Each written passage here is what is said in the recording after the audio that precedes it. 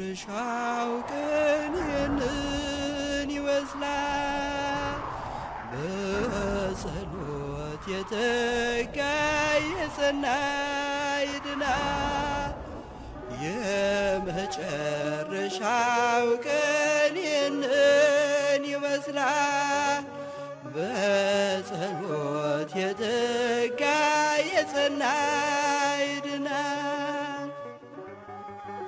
ስለተደረጉም ስላልተደረጉም ገና ስለሚደረጉም ስለሚሆኑም ገና ስለማይሆኑትም እግዚአብሔር ምክንያት አለው ሚስጥር አለው ሚስጥሩ ለሁላችንም በሚገባን መንገድ እንዲከፍትልንና እንድንረዳ ልባችን መሰበር አለበት ለሃይማኖት አባት ለሆኑት ይሄ 2008 ላይ ጠይቄ መመንን በተነገረ መሰረት ነው መቤታችንም አጣሪ ባለችኝ የሃይማኖት አባት መቤታችን እንዳለችው ከዚህ በፊትም አገልግሎቱን ያልጨረሰልኝ አባት አለ ብላለች ብዬ ተናግሬያለሁ እኚህ ብፁዕ አቡነ መርቆሬዎስ ሊቀ ጳጳስ ዘኢትዮጵያ ተብለው የተባሉ አባት ናቸው መቤታችን አገልግሎቱን አልጨረሰልኝም ብላለች ስለኛ አባት እኚህ አባት አንተናገር ነው የሚሆኑት ይያለው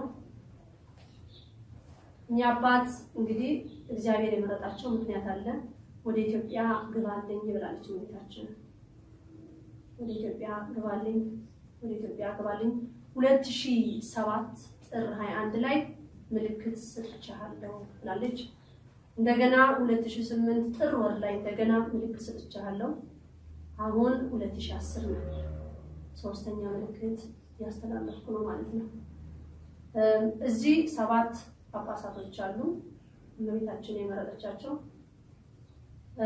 አንዱ የጎንደር ሀገረ ስብከት አባት ናቸው ሌላቸው 6ቶች ደግሞ በሰዓቱ እናገራለሁ እነዚህን አገርን የሚረከቡ አባቶች ማለት ነው በሰዓቱ ተናገሪ በሚባልበት ሰዓት ያያለናቸው የሃይማኖት አባቶች ስም ተጠቅሳለሁ ግን አንድ ትልቅ ይቅርታ ይደረግልኝ ምንድነው እንዲህ ስም በመጠራ ሰዓት እኔ በስጋ አንቱ ላለው ግን መልእክቱን ሳስተላልፍ ግን መቤታችን ባለች መልኩ ነው ማስተላለፈውና ይቅርታ ይደረግልኝ አንዱ አላልኩ ቀደም እንደመጣልኝ ነው የምናገረው እንደወረደልኝ ስለምናገር ብላለች ግባልኝ ብላለች ብያልኩት እሷ በተናገረች መሰረት ነው የምናገረው እኔ ግን አባቴ ነው ማከብሮ የተመረጡበት ምክንያት አሉት አገልግሎቱን አልጨረሱም ብላለች እንግዲህ ኃላፊነቱ የእርሱ መግባት ስደተኛ ይከተላል መምህራኖች በውጭ ዓለም ያሉ ኢትዮጵያውያን ወንጌልን እንድታስተምሩ በስደት ዓለም እግዚአብሔር ፈቅዶላችሁ ስታስተምሩ የነበራችሁ ስትዘምሩ የነበራችሁ ከወደ ኢትዮጵያ ስደተኛው እናንተን እንዲከተል ወንጌልን እየሰበካችሁ አስተምሩልኝ ብላለች ኢትዮጵያ የዓለም ብርሃን ናት ብላለች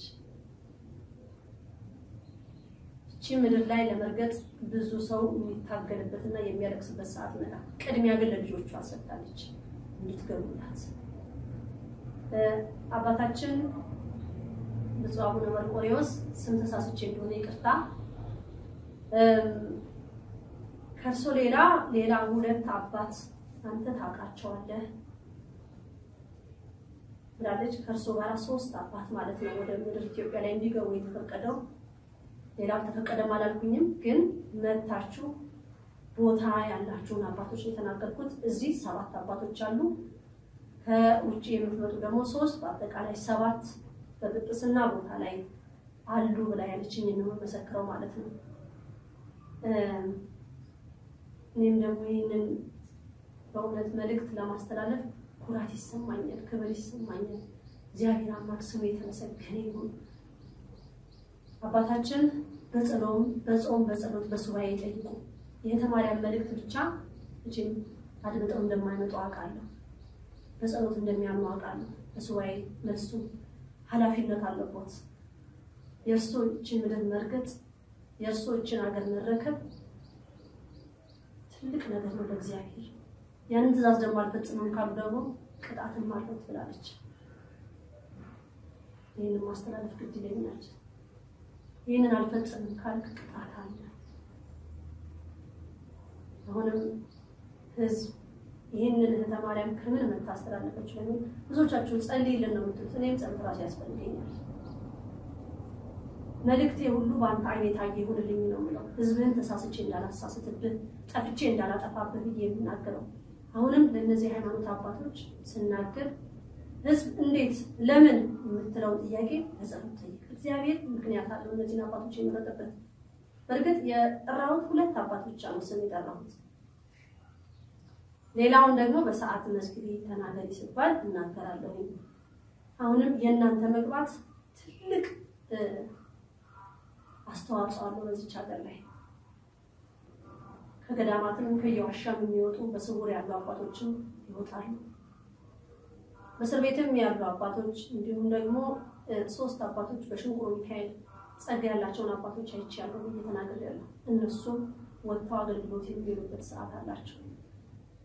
ህዝብ መዘጋጀት ያለበት በንስሐ ነው። ንስሐ የተጣላን ጣር ግን የሚያስደስት ነገር ምን አለ?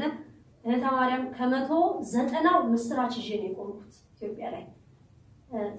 10 ግን ሐዘን አለው ደስታም የሌለው ማለት ነው። 90 ግን ምስራች ነው። ይሄንን ምስራች ለመስማት በእምነታችን መጽናት የተጣላን መታረቅ አንድ የምንሆንበት ልዩነታችንን የምናወጣበት በፍቅር በአንድነት የምንበረከክበት መሆን እንዳለበት ነው ማቀው። ይሄ ደግሞ ንስሐ ነው። የተጣላን መታረቅ ኢትዮጵያ ላይ ልዩ ለውጥ ይመጣል። ያም ልዩ ለውጥ እመቤታችን እንዳለችው ፍቅር ይኖራል፣ መተሳሰብ ይመጣል፣ መተዛዘን ይመጣል። አንተ ትብስ የሚለው ይመጣል። የጥንት የጠዋቷ እነ ተክለ ሃይማኖት የጸለዩበት ጸሎታቸው የሚታዩበት ሰዓት ይመጣል። ሁላችንም ያችን ሰዓት ያችን ደቂቃ ለማየት ያውቃል። ወወልድ ወመንፈስ ቅዱስ አሐዱ አምላክ የእግዚአብሔር ልጆች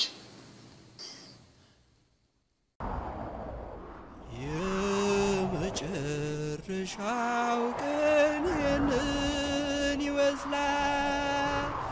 በጸሎት የተጋ የጸና ይድናል። የመጨረሻው ቀን ይህንን ይመስላል። በጸሎት የተጋ የጸና